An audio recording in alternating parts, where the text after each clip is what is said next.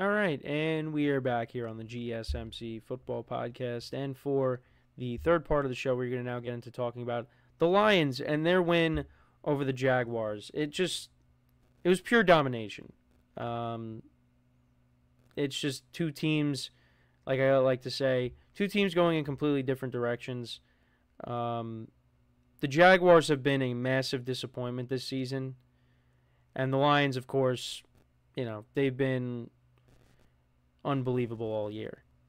Their only loss, again, is to Baker Mayfield and the Bucs, but this is their second game this season, and it's the second time against an AFC South team as well that they have scored 52 points.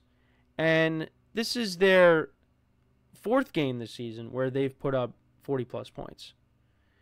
They have just been a machine this year, and that continued here. Now, surprisingly enough, the Jaguars got the ball to start this game, and they went down the field and kicked a field goal. So they were winning 3-0. And then the Lions outscored them 52-3 the rest of the way. Because the Lions scored a touchdown on their first drive, their second drive, their third drive, their fourth drive, their fifth drive, their sixth drive, their seventh drive. They did not punt in this game.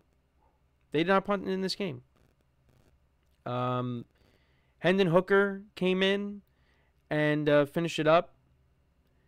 But, yeah, Lions did not have to worry about punting in this game. There was a lot of punts by the Jaguars. Mac Jones, once again, was the starter in this game in the absence of Trevor Lawrence. And he went 17 of 29 for 138 yards, no touchdowns and a pick.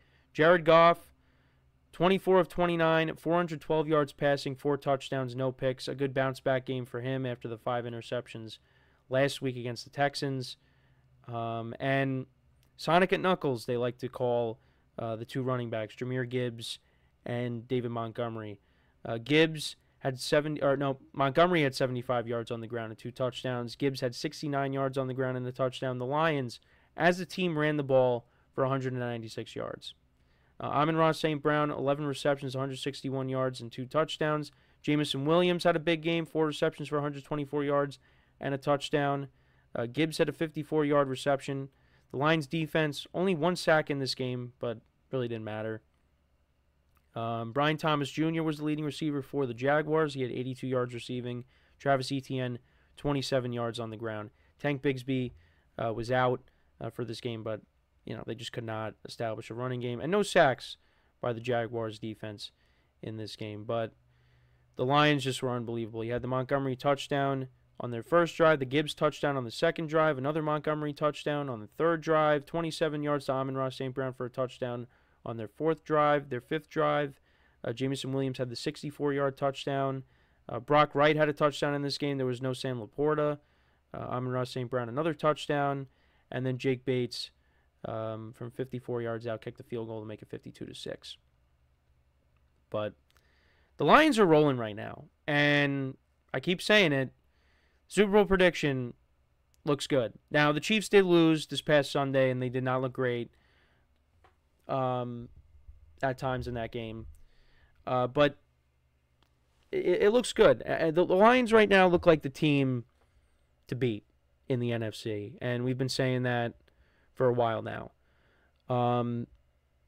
Who could be the team that potentially knocks them off? Well, right now, I don't think it's the 49ers, just the way they're playing. They're not even in a playoff spot right now. So we can't really say them at the moment. The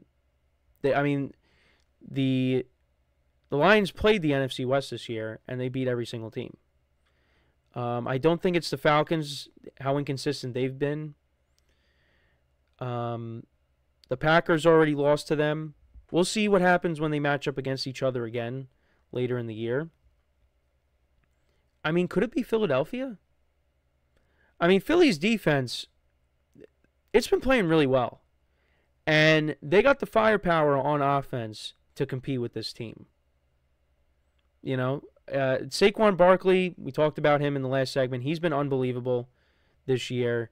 And, if they have their full array of weapons with A.J. Brown, with Devontae Smith, with Dallas Goedert, you got a top offensive line that could block for Jalen Hurts. Jalen Hurts can run with the football if he has to. that could be the team that could compete with them. And, we'll see if we get that matchup in the playoffs because we're not going to get it in the regular season. But that maybe is the team, one of the teams that could have the best shot. You got the Vikings and the Packers who are divisional opponents. The Packers split with them last year. The Vikings played them really tough this year, and, they blew a lead against them. They were up 10-0, but the Lions came storming back. And, Jake Bates kicked a go-ahead field goal at the end of that game. So maybe it's a divisional opponent. But right now, I would look at Philadelphia as maybe having the best chance. Because I think their defense has really stepped up in recent weeks. So we'll see if we get that matchup in the playoffs. But, you look across the NFC, it's going to be tough. Right now it's the Lions, and then it's everybody else. And they're doing this without their best pass rusher in Aiden Hutchinson, which, it's a huge blow to this team, but they just continue to roll. They're well coached, and look, they got an offense that can score points in bunches. And it's led by a quarterback that I like to root for, in Jared Goff. And they just have they have a very likable team. It's hard to root against the Lions right now. So, we'll see, how the rest of the season unfolds for them, but they look like the team to beat in the NFC, and they look like they're going to find themselves playing in the Super Bowl in a couple of months here. But now with the Jaguars, what a disappointment. They're now 2-9 on the season. It's just been, this season has been a disaster. And I had them finishing with 9 wins. I tried to give them the benefit of the doubt. I thought maybe, the collapse at the end of the year was possibly a fluke, but it was not a fluke. This team is not good. And we'll see what happens with Doug Peterson. He's definitely not going to be back. And, you gave Trevor Lawrence that big contract, and he hasn't played well. Now, he hasn't played in these last 2 games. Thankfully, he wasn't a part of this game, because that would have been a really bad look. But even if he did play, the Jaguars still lose this game. Now, maybe the score isn't as lopsided, maybe a little less lopsided, but yeah, it really wouldn't have made that much of a difference. The Jaguars have just they've been a disappointment. And you gave your quarterback a big contract, and so far he has not lived up to it this year. And I'm curious to see if, he does come back this season, because, he is dealing with the shoulder injury. But we'll keep an eye on it. But that's a team that's going to be going through some changes as well. Yeah, it's just ever since that 8-3 start for them, it's just downhill. Everything has gone downhill for them.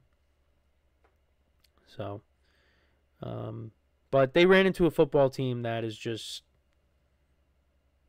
clearly better than them in every way. And it's not the first time that a game like this has happened to them. The Bills on that Monday night, they're not a good team right now. And they have lost some close games too. Losing to the Dolphins in week 1 where they could have won that game. The Texans, they were leading in that game. The Packers, they lose towards the end of that one. The Vikings game, look, Vikings did not score a touchdown against them. They lost 12-7. If Trevor Lawrence plays in that game, maybe they win it. They almost came back against the Eagles.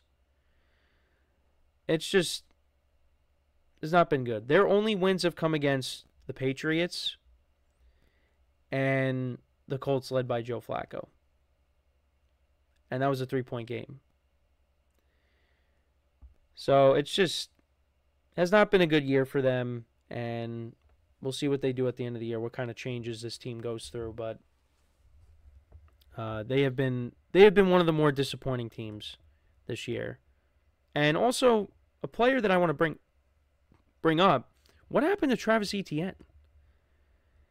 He was one of the best running backs in football last year, and he's been non-existent. Like, what's happened? Brian Thomas Jr. looks like he's going to be a good player for them, so they at least have that. But Travis Etienne's been a disappointment. Christian Kirk dealt with injuries this year. It's been a disappointment. That's all I can really say about it. So, and I thought the defense maybe would be a little bit better. No, it's just everything has kind of gone wrong for them. And like I said, a lot of changes are going to be coming for them after this year.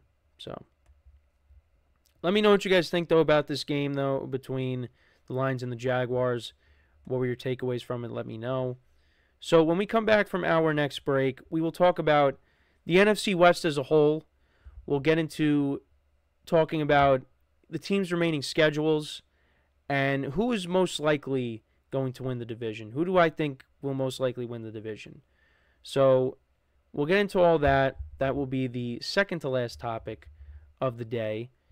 It's turned into one of the more competitive divisions in football. Between that and, you got the NFC North, of course. These are tough divisions right now. Unfortunately, except if you're the Bears, when talking about the NFC North, because, they're the only team now that has a losing record. And it's on bad luck because they could have very easily had 2 more wins had it not have been for a blocked field goal and a Hail Mary. So, but we're going to talk about the NFC West, though, when we come back from our next break. So with that being said, stick around, and we'll be right back here on the GSMC Football Podcast.